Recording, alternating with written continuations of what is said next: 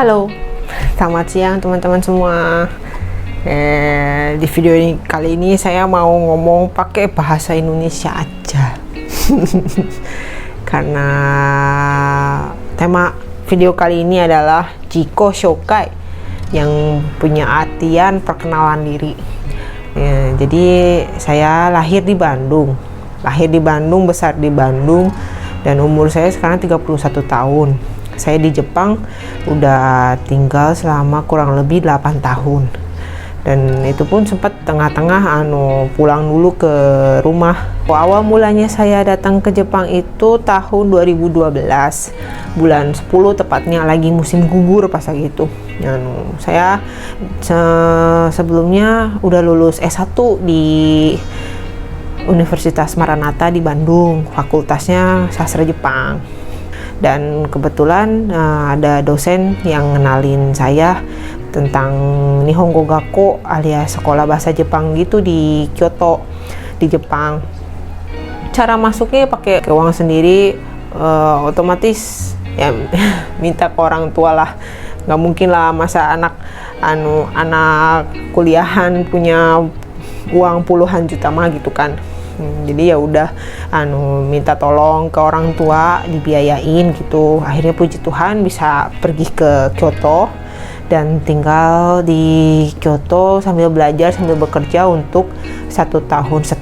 Selama tinggal di Kyoto ya semuanya serba baru ya. Tinggal sendiri iya, masak sendiri iya, terus harus kerja juga buat menghidupi diri sendiri, karena otomatis saya nggak dapet kiriman dari orang tua, jadi harus kerja sendiri dapat gaji, bayar apartemen, bayar listrik, bayar gas, bayar air gitu, semua sendiri. Dan saya juga bukan orang yang pinter masak, jadinya keseringan makan di luar, dan itu yang mengakibatkan uang saya habis terus gitu. Nah, udah nih ceritanya, ada di 2012 sampai 2013 2014 gitu, lupa tahu nggak bisa ngitung. Pokoknya udah beres sekolah Jepang, saya pindah ke Tokyo ceritanya, ikut program masa percobaan untuk bisa masuk S2, untuk bisa nerusin S2 di salah satu universitas di Tokyo. Cuman ya salahnya saya gitu, tidak mempergunakan kesempatan ini dengan baik. Saya malah sibuk kerja, sibuk cari uang, makanya jadi jarang masuk kuliah, jadi jarang masuk kelas. Terus yang mengakibatkan ya gitulah, dapat ceramahan dari profesornya gitu kan. Nah, untuk lanjut lagi ke S2 itu butuh uang yang lumayan banyak, dan saya jujur nggak mampu buat bayar uang sekolahnya. Jadi mau nggak mau pulang deh ke Indonesia gitu. Pulang ke Indonesia tahun 2015 awal kayaknya ya. 2015 awal bulan 2 apa bulan 3 gitu nyampe di Indonesia. Udah gitu sempat kerja di Karawang, di salah satu perusahaan di yang mana sih namanya, yang bawahan Toyota gitu kali ya, bahasa mudahnya lah. Saya kerja sebagai penerjemah untuk lisan dan tulisan juga. Ya puji Tuhan gajinya juga lumayan gitu, karena waktu pas lagi kerja itu saya udah dapat N2 itu maksudnya itu loh, Nihongo no Ryokushiken itu bilangnya apa, JLPT ya, Japanese Language Proficiency Test gitu. Orang-orang bisa ngetes kemampuan kalian gitu dilihat dari level bahasa Jepang yang kamu punya gitu, kayak gitu. Nah udah gitu saya pulang kerja 6 bulan kontrak kerja nih, udah kontrak kerja. Nah sebelum pulang ke Indonesia nih, pas lagi masih di Jepang, saya tuh kenalan sama suami saya. Udah gitu menjalin hubungan lah, maksudnya pacaran gitu. Terus sempat LDR nih kan, hubungan jarak jauh sama 1 tahun lebihan. Jadi setelah beres kontrak kerja di Karawang itu, si Mas ngajakin nikah. Ya udah kita urus surat-surat semua, dan nunggu setengah tahun kok nggak salah lamanya untuk ngurusin surat dan berbagai macam. Akhirnya akhirnya saya bisa balik lagi ke Jepang begitu. Tahun 2016 tepatnya saya menikah di Jepang. Jadi sistemnya nikah di Jepang itu salah. Sistemnya mau nikah sama orang Jepang itu macam-macam. Ada pilihannya, ada 2 pilihan. Kamu mau nikah di Jepang apa mau nikah di Indonesia dulu? Pertamanya kayak gitu. Kalau nikah di Jepang mau beda agama pun nggak masalah, karena kalian nikah, ya kami nikah, maksudnya aku sama suami nikah, cuman ngasihin satu berkas surat doang, 1 lembar surat yang dibilangnya kong ito doke ke Siakusho, itu ke balai kota ya. Tolong dong ini diurusin, saya sama suami mau nikah gitu loh. Dia cuma gitu doang, udah ngasih surat, udah beres, ya udah kalian sah gitu kan. Nah, kalau di Indonesia itu ribetnya, pasangan kita itu harus sama agama kan. Kalau misalnya saya Kristen, berarti suami harus masuk dulu Kristen, baru bisa ke catatan sipil. Dan itu pun ribet gitu kan. Kalau orang yang mau, maksudnya pasangannya mau ikut ke agama kita, ya fine-fine aja. Kayak suami saya gitu kan, dia Buddha, saya Kristen, disuruh masuk Kristen, oh enggak katanya gitu. Ya udah, fine aja. Saya nggak milih yang nomor 1 yang nikah di Jepang gitu. Ya, lebih gampang sih kalau kata saya, masing-masing aja jalan mah gitu. Nggak usah maksain kehendak, nggak usah maksain agama dan kepercayaan ke orang lain gitu. Ya urusan agama sih kan urusan kita pribadi sama Tuhan, bener nggak? Nah, dan soal wedding reception alias pesta-pesta pernikahan begitu, saya mah nggak, karena suami sama saya punya pendapat yang sama, karena itu hanya membuang-buang uang gitu ya.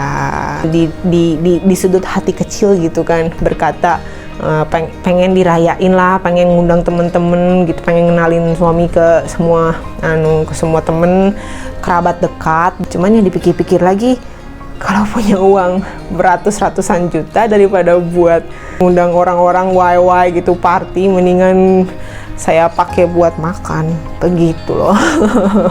Buat makan, buat nabung, buat masa depan aja gitu ya. Untuk pendapat saya ini sih ada pro kontranya juga gitu kan ya. You know lah, orang tua kan pasti pengennya anaknya nikah, ngundang teman-teman gitu kan. Woi, lihat dong anak gue nikah nih, katanya gitu. Mau ngerayain bareng kayak gitu. Cuman ya saya mah ya gimana ya, hasil dari diskusi sama orang tua juga, sama pasangan juga ya, dengan kata lain, dengan singkat cerita, tidak mengadakan yang namanya pesta perkawinan.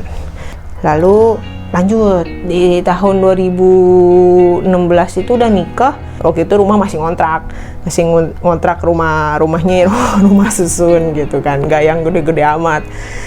Udah gitu tahun 2017 anak saya yang pertama lahir, si Shun, anak cowok. Nah, nanti tahun 2021 ini nih, nanti bulan sebentar lagi, maaf ini agak ngos-ngosan, emang udah apa namanya, penyakit ibu hamil. Ngomong bentar dong udah napasnya tersengal-sengal. Nanti berapa bulan lagi nih bakalan brojol yang kedua. Oke, lanjut lagi. Kalau ada yang nanya nih, anak mana nih tinggal atau hidup di Jepang atau di Indo? Kalau saya jujur enakan hidup di Jepang. Kenapa? Alasannya ya karena di sini hidup atau tinggalnya jauh dari siapa-siapa. Kalau buat di bidang ngurus anaknya sih lumayan capek gitu, maksudnya gak ada yang bisa diandelin, cuman suami sama saya yang ngurus anak tok gitu, nggak bisa titip si mama, titip si papa gitu, pangurusin bentar dong saya mau belanja atau mau ke salon gitu, nggak ada yang kayak gitu ya. Susahnya di situ sih, cuman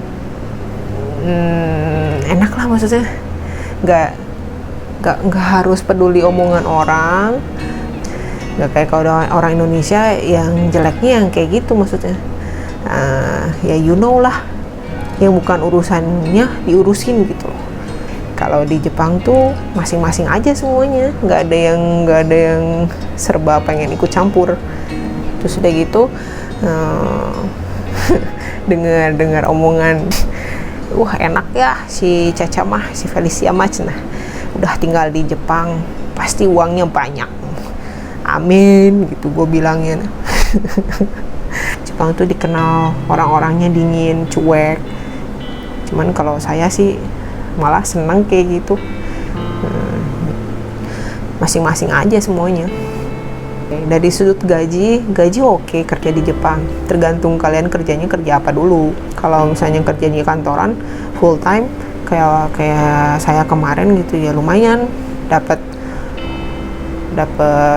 ya seenggaknya lah, nggak bisa ngomong nominalnya, cuman buat hidup sehari-hari dicukup-cukupin. Dan si mas suami saya juga kan kerja, jadi kita ada buat bisa disisain buat ditabung juga. Ya anak udah mau 2 gitu kan, kalau ada apa-apa masuk rumah sakit atau apa, buat sekolah juga, kalau nggak ada tabungan ya mampus. mau minta ke siapa coba? Nah, gitu kan. Ya untuk pengeluarannya juga besar. Nah, ada moto hidup dari Pak Suami nih kalau boleh minjem. Katanya hidup cukup, makan cukup, terus orang-orang gak perlu tahu susahnya hidup kita, kata dia gitu. Emang kita tuh kadang hidup terlalu mikirin pandangan orang lain di sekitar gitu kan. Orang lain lihat kita seperti apa gitu kan. Cuman ya intinya balik lagi, yang ngejalanin hidup kita itu ya kita sendiri. Mau orang lain ngomongin apa juga, emangnya dia mau ngebiayain kita? Kan enggak kan. Nggak usah terlalu dipikirin. Kayak gitu. Kalau tinggal di Jepang sih enak ya, nggak banyak orang yang kayak gitu. Tapi kalau teman-temannya tinggal di Indonesia sih, ya saya mah doakan supaya banyak sabarnya aja. Karena orang-orang kita itu yang penyakit nama teh, penyakit awalnya yang sudah mendarah daging itu adalah kepo. Selalu kepo semua orang itu. Nah, ya udah, nanti di session berikutnya kita bukan kita tapi saya akan bercerita tentang bedanya Indonesia dan Jepang. Oke, sekian video perkenalan kali ini. Maaf kepanjangan, semoga nggak bosen dengernya. Sampai jumpa lagi, dadah.